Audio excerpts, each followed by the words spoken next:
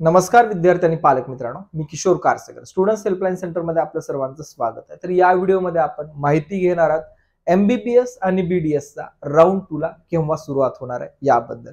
सोबतच राऊंड 2 मध्ये कुठले विद्यार्थी एलिजिबल आहेत याबद्दल सुद्धा आपण माहिती घेणार आहोत। यामध्येच नॉट एलिजिबल कॅन्डिडेट कोण आहेत याबद्दल सुद्धा डिटेल इन्फॉर्मेशन घेणार आहोत। आणि सर्वात महत्त्वाचा पार्ट येतो की राऊंड 2 साठी काय रूल्स अँड रेग्युलेशन्स आहेत याबद्दल सुद्धा आपण या व्हिडिओमध्ये माहिती करून घेणार की जेणेकरून ज्याही वेळेस आपण राऊंड 2 ची चॉईस फिलिंग करत असो या चॉईस फिलिंग मध्ये आपल्याला या व्हिडिओच्या माध्यमातून स्टेप जे आहेत ते इझी व्हायला पाहिजे।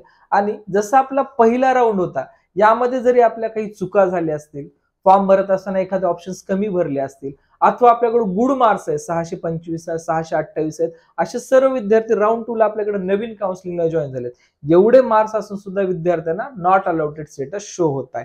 मग अशा विद्यार्थ्यांना कशा पद्धतीने फॉर्म भरायला पाहिजे की जेणेकरून आपल्याला राऊंड 2 मध्ये अलॉटमेंट सुद्धा मिळेल।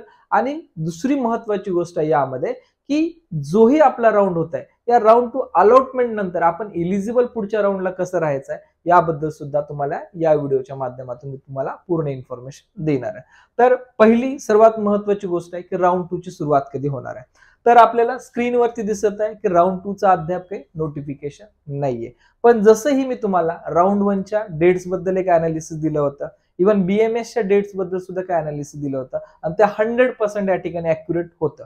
तसंच या ठिकाणी मी तुम्हाला जेही आपलं एमसीसीचं जो आपला राऊंड 2 आहे ह्या राऊंड 2 च्या शेड्यूल अकॉर्डिंग आपल्या स्टेट ऑफ महाराष्ट्राचा एमबीबीएस बीडीएस चा राऊंड कधी होऊ शकतो याबद्दल माहिती देणार आहे। तर यामध्ये पाहू शकतो आपण ज्याही विद्यार्थ्याला एमसीसी मध्ये राऊंड 2 मध्ये नवीन रजिस्ट्रेशन करायचं आहे, ज्या विद्यार्थ्यांनी फर्स्ट राऊंडला केलं नव्हतं अशा विद्यार्थ्याला राऊंड 2 चं रजिस्ट्रेशन करण्यासाठी 5 तारीख ते 10 तारखेपर्यंत वेळ देण्यात आला आहे। यामध्ये आपल्याला रजिस्ट्रेशन ऍज वेल एज चॉईस फिलिंग आपण करू शकतो या डेट्स मध्ये। मग या विद्यार्थ्यांनी ज्या विद्यार्थी चॉईस फिलिंग आहे केल्या आहेत अशा विद्यार्थ्याचा जो अलॉटमेंट आहे फर्स्ट राऊंडची हे 13 तारखेला लागणार आहे। म्हणजेच यामध्ये एमसीसीचा राऊंड 2 झाल्यानंतर आपल्या राऊंड 2 ची या ठिकाणी अलॉटमेंट होत असते। या अनुषंगाने जेही आपली स्टेट ऑफ महाराष्ट्राची काउन्सिलिंग प्रोसेस आहे या स्टेट ऑफ महाराष्ट्राच्या काउन्सिलिंग प्रोसेसचा जर आपण विचार केला असता यामध्ये राऊंड 2 जो होणार आहे आपला हा राऊंड 2 जवळपास यामध्ये आपला 12 ते 13 तारखेला आपला हा राऊंड 2 होऊ शकतो। लक्षात घ्या टेंटेटिव्ह डेट आहे, पण जे काही आपली ॲक्युरेसी असते जवळपास 97% प्रत्येक गोष्टीमध्ये आपण देण्याचा प्रयत्न करत असतो। तर सेकंड राऊंड जो आहे हा 12 ते 13 तारखेला आपला सुरुवात होईल। मग आता विद्यार्थ्याला प्रश्न पडला आहे की सेकंड राऊंड साठी इलिजिबल स्टुडंट्स कोण असणार आहेत। कारण आता एलिजिबल कॅन्डिडेट कोण आणि नॉट एलिजिबल कॅन्डिडेट कोण हे सुद्धा या ठिकाणी खूप इम्पॉर्टंट पार्ट आहे। शॉर्ट मध्ये सांगतो नॉट एलिजिबल कॅन्डिडेट कोण असणार आहेत। जेही विद्यार्थी या ठिकाणी फर्स्ट राऊंड मध्ये चॉईस फिलिंग केले होते आणि फर्स्ट राऊंड मध्ये एखाद्या विद्यार्थ्याला सेट जीएस मेडिकल अथवा बीजे मेडिकल भेटला आहे आणि विद्यार्थी त्यात समाधानी आहे आणि समाधानी असल्यानंतर त्या विद्यार्थ्यांनी जर त्या कॉलेजमध्ये जाऊन ऍडमिशनची रिपोर्टिंग केली आहे आणि रिपोर्टिंग केल्यानंतर या विद्यार्थ्यांनी जर रिटेन्शन फॉर्म भरला असेल, लक्षात घ्या विद्यार्थ्यांनी रिपोर्टिंग करत असताना जर आपलं स्टेटस 3 कॉलम असतात, जॉईनिंग, कॅन्सलेशन आणि स्टेटस रिटेन्शन, यामधला जर स्टेटस रिटेन्शन आपण जर या ठिकाणी केलं असेल तर आपण हे विद्यार्थी पुढचे जेवढेही राऊंड आहेत किंवा जेवढी प्रोसेस आहे या प्रोसेस मधनं बाहेर गेले आहेत। आपलं जे फर्स्ट कॉलेज आहे या कॉलेजमध्ये आपलं ऍडमिशन कन्फर्मेशन असणार आहे, बरोबर आहे। म्हणजे हे विद्यार्थी ज्याही विद्यार्थ्यांनी रिटेन्शन भरलाय असे सर्व विद्यार्थी पुढील प्रोसेससाठी या ठिकाणी पात्र राहणार नाहीत। मग आता पात्र राहणार कोण? जेही विद्यार्थी फर्स्ट राऊंड मध्ये नॉट अलाउटेड आहेत ते विद्यार्थी पात्र आहेत। जे विद्यार्थी अलाउटेड आहेत बट कॉलेजला रिपोर्ट नाही केला, अलॉटमेंट भेटली पण कॉलेजला रिपोर्टच नाही केला, असे विद्यार्थी या ठिकाणी अलाउटेड आहेत। दुसरी गोष्ट याच्यामध्ये बरेच असे विद्यार्थी आहेत की ज्या विद्यार्थ्यांना कॉलेजची चॉईस अलाउड झाली आहे आणि कॉलेजला ते विद्यार्थी जाऊन फक्त जॉईन केले, असे सर्व विद्यार्थी या राऊंड 2 साठी इलिजिबल राहणार आहेत।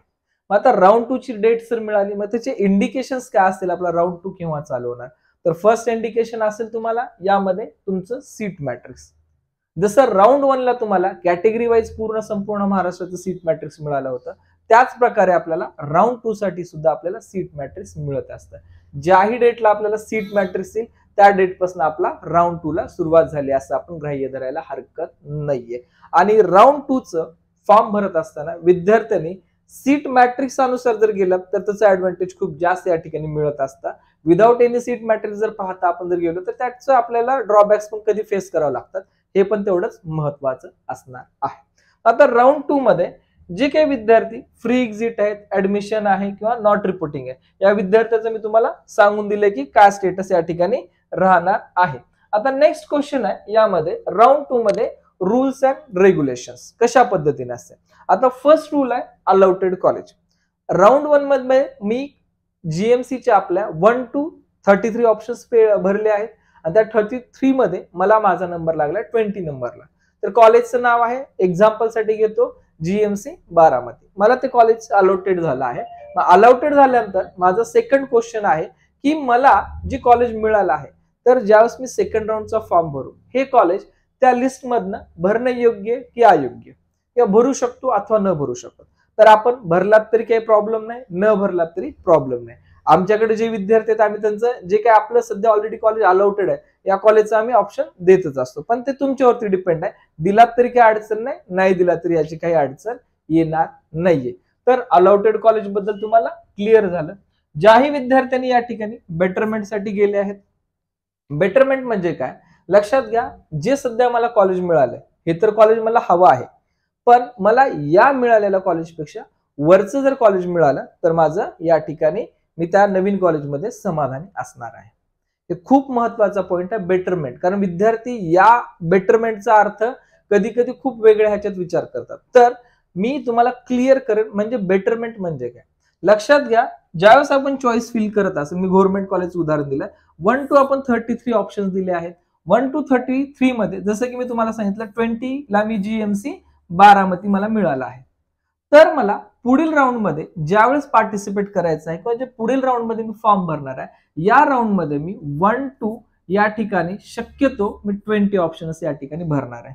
याच्या खालचे ऑप्शन सुद्धा मला ऍड करता येतात. लक्षात घ्या, बऱ्याच विद्यार्थ्यांचा एक क्वेश्चन असतो की जे माझ्या कॉलेज मिळाले सध्या त्यापेक्षा मला खालचे कॉलेजेस पण ऍड करता येतात का. येस, डेफिनेटली आपण ऍड करू शकता, त्यात काही अडचण नाहीये. पण लक्षात घ्या, 1 to 20 पर्यंत आपण जे ऑप्शन भरले आहेत याच्यामध्ये आपल्या रँक पेक्षा वरचेच कॉलेज असणं गरजेचं आहे. आणि यामध्ये ज्या ठिकाणी जायचंय, जे कॉलेज घ्यायचे तेच कॉलेजचे ऑप्शन्स आपले असणं गरजेचं आहे. ज्या ठिकाणी जायचं नाहीये, जे कॉलेज घ्यायचे नाही ते ऑप्शन नाही दिले तर या ठिकाणी काही अडचण राहणार नाहीये.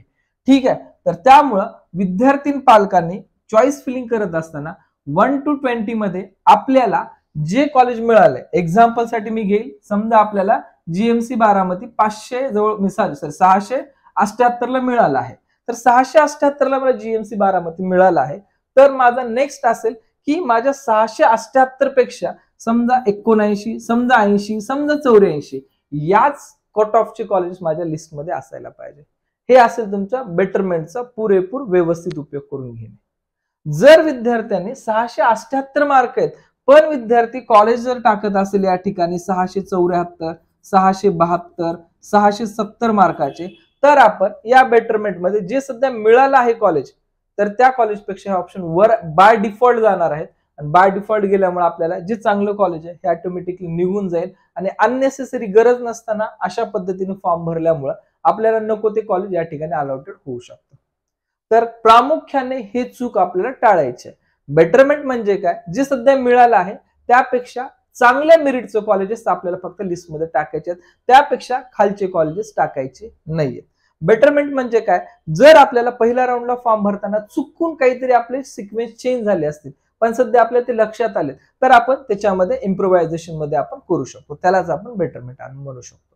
बरोबर आहे. बेटरमेंट म्हणजे जे मिळालं आहे त्यापेक्षा खाली जाणं चुकीचं आहे. ठीक आहे, तर या गोष्टी तुम्हाला खूप केअरफुली फॉलो करायच्या आहेत. नंतर जे विद्यार्थ्यांना न्यू चॉईस फिलिंग, लक्षात घ्या, बरेच असे विद्यार्थी आहेत की पहिल्या राऊंडचा मी फॉर्म भरला आहे तर मला सेकंड राऊंडला तोच फॉर्म राहतो का. तर क्लिअर करेन तुम्हाला हा क्वेश्चन की जर आपण नेक्स्ट राऊंड फिलिंग करत असेल, जसं आपण पहिल्या राऊंडचा फॉर्म भरलाय तसाच आपल्याला सेकंड राऊंडला सुद्धा नवीन फॉर्म भरावा लागत असतो. तोच फॉर्म आपला कंटिन्यू होऊ शकत नाही. बरोबर आहे, किंवा तेच फॉर्म आपला राहत नाही. आपण जसं पहिल्या राऊंडला फर्स्ट ऑप्शन पासून जेवढे आपल्याला कॉलेजेस घ्यायचे तसे आपण कॉलेजेस घेतले होते, तसंच आपल्याला नेक्स्ट राऊंडला सुद्धा जेवढे आपल्याला कॉलेजेस घ्यायचे किंवा आपल्याला जे कॉलेज मिळाले त्याच्यापेक्षा वरच्या ऑर्डरचे जेवढे कॉलेजेस घ्यायचे ते आपण या चॉईस फिलिंग मध्ये आपण घेऊ शकतो. ठीक आहे. त्यानंतर जे विद्यार्थी राऊंड कॉलेज अलॉटमेंट, आता लक्षात घ्या याच्यामध्ये महत्वाची गोष्ट आहे राऊंड 2 च्या रूल्स रेग्युलेशन बद्दल. आपल्याला फर्स्ट राऊंडला फ्री एक्झिट होता, पण सेकंड राऊंडला फ्री एक्झिट नाहीये. हे खूप महत्वाचं आहे. फर्स्ट राऊंडला विद्यार्थी कॉलेजला नाही गेले तरी या ठिकाणी काय अडचण नव्हती, पण सेकंड राऊंडची जी प्रोसेस आहे या प्रोसेसमध्ये विद्यार्थी पालकांना एखादं जर कॉलेज मिळालं असेल तर त्याला कंपल्सरी जाऊन रिपोर्ट करावंच लागेल. जर आपण रिपोर्ट नाही केला तर आपण या पहिल्या फेरीतनं बाद होणार आहेत, हे लक्षात घ्या. म्हणजे राऊंड 2 जे आहे तर राऊंड 2 ची जे काही तुमची प्रोसेस असणार यामधून बाहेर होणार आहे. तर त्यामुळं सेकंड राऊंडला आपल्याला कॉलेज घेणं मॅन्डेटरीच असणार आहे. त्यामुळे विद्यार्थी पालकांनी जे चॉईस देत आहेत ते केअरफुली देणं सुद्धा खूप महत्वाचं आहे. जे विद्यार्थी सेकंड राऊंडचं कॉलेज मिळालं, अलॉटमेंट झाली, पण जर कॉलेज आपण स्वीकारलं नाहीये तर आपल्याला जे काही पहिलं राऊंड आणि दुसरं राऊंड ह्या जे कॉलेजचा जे मिळालेली चॉईस होती हे बाय डिफॉल्ट आपली कॅन्सल होणार आहे.